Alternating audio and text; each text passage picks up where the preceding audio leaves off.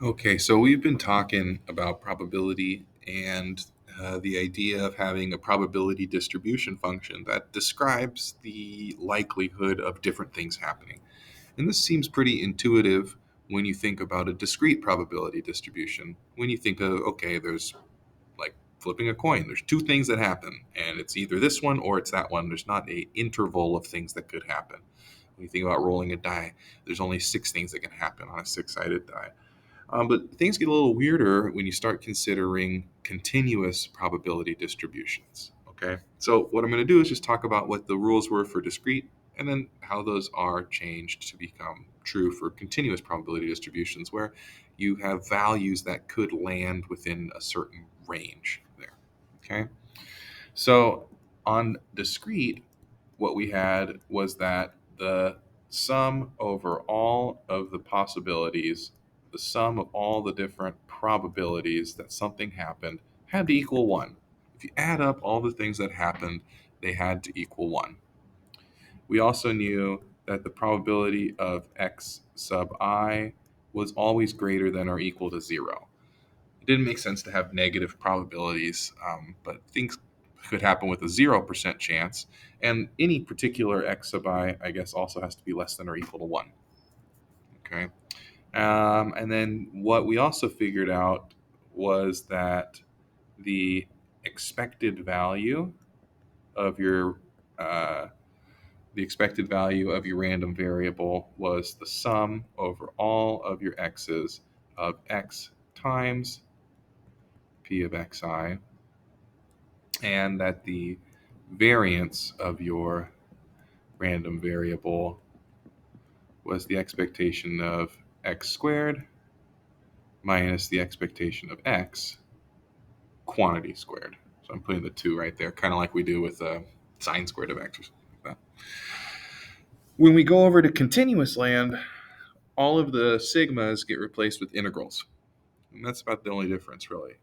Adding up a discrete number of things uses sigma, adding up a continuous number of things uses the integral, which is just a smoothed out s anyway. So the idea here is that the sum over all the possible values of x of your probability distribution function has got to equal 1. Okay? Any given point on your probability distribution function has got to be less than 1 but greater than less than or equal to 1, greater than or equal to 0. The expected value of your probability distribution function is going to be the integral over all values of x times your probability function dx, and the variance of x is going to be just the same definition. Why change a perfectly good definition right there? Okay, so there we go. So what you're going to see is you'll see somewhat weird probability distributions, usually presented as a piecewise function, where you have different things happening for different values, and you're going to be asked to calculate expectation and variance for those. So I could make one up. I'm just going to see if we've got a good one from the book of the probability distribution function. Um, Where's my example? That's discrete. Here we go.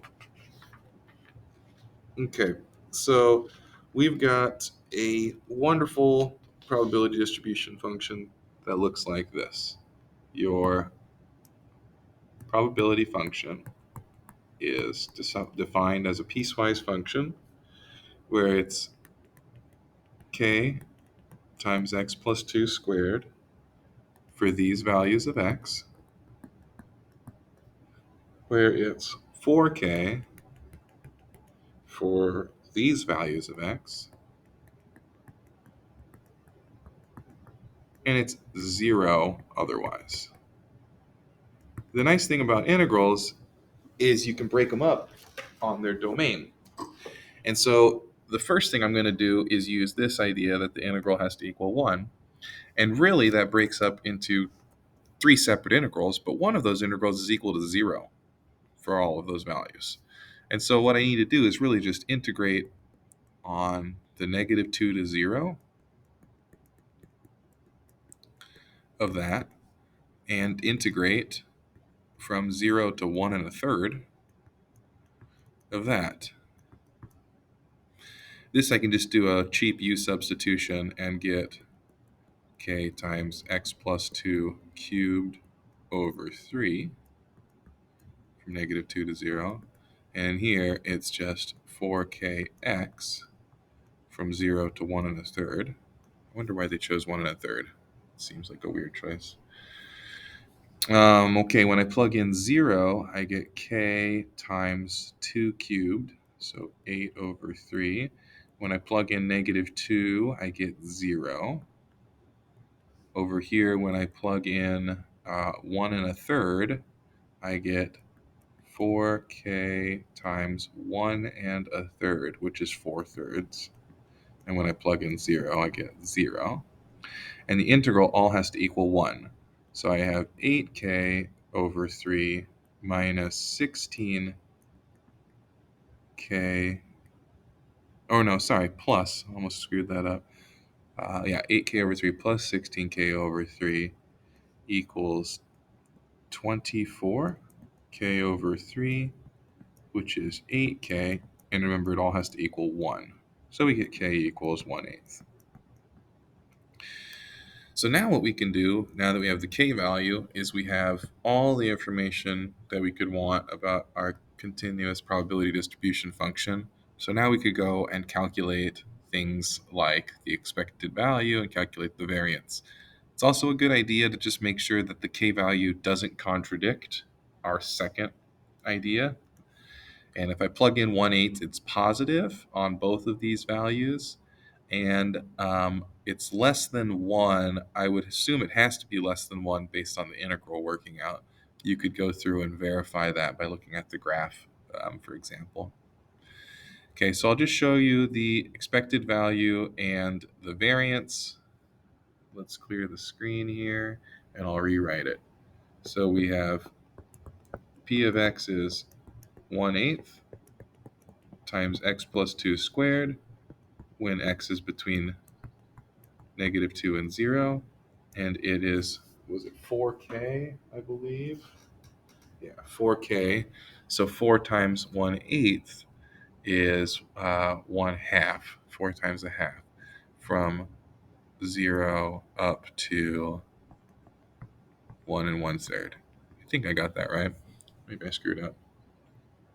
So the expected value is going to be the integral from negative infinity to infinity of x times p of x dx, which really breaks up into our two integrals just like before. We have an integral from negative 2 to 0 of 1/8 x times x plus 2 squared dx, plus the integral from 0 to 1 1/3 of x times a half dx. There's not really a nice trick on this. I'm just going to multiply out the x plus 2. I'm going to bring the 1/8 in front. So x squared times x. Then we have x times 2, 2 times x, so 4x times x. And then we have 4 times x. This integral over here I can just do is 1/2 x squared divided by 2. 1 1/3. This one, we just do 1/8 times x to the 4th over 4, 4x cubed over 3, 4x squared over 2, from negative 2 up to 0. This one is 1/4 times 4/3 squared minus 0. Now we're getting somewhere. So watch me screw up my fractions probably here. When I plug in 0, I get 0. When I plug in negative 2, I get 2 to the 4th, so 16 over 4. And then, let's see, 2 cubed is 8 times 4 is negative 32 over 3, plus 4 times 4 is 16 over 2. Great. And then this 1/4 cancels, so you got 4/9. Okay, let's see. 8 can cancel some stuff out here. So this would become 2. This would become 4. This would become 2. So let's see, what do we got? Let's go up here. So distributing this negative through, we've got a negative 1/2. We've got a double negative 4/3. And we got a single negative 1. And we got a 4/9. Okay, so we're going to have to make it all out of 18, I guess, as a common denominator. So let's make it here negative 9/18 plus, if I go times 6, 24/18 minus 18/18. What is that over 18? 8/18. And then we just kind of go through. Let's see. So negative 9 and negative 18 is 27, negative 3. So I guess I get 5/18 is the expected value of x. So if you're choosing repeatedly from this here, that's your expected long-term outcome of this probability distribution function. The variance calculation is very similar, with the only difference that you have to calculate e of x squared, and then you have to subtract this value squared. So e of x squared follows the same principle as before. I'm just going to come through in purple and just show you how similar of a process it really is. And then I'm not going to finish it all the way out because the fractions just get a little bit silly. But you can see how it is something that you could calculate. This would be a 6. So there you go. Continuous probability distributions. Really nothing to be scared of. Please comment if there's anything confusing. Happy to help out.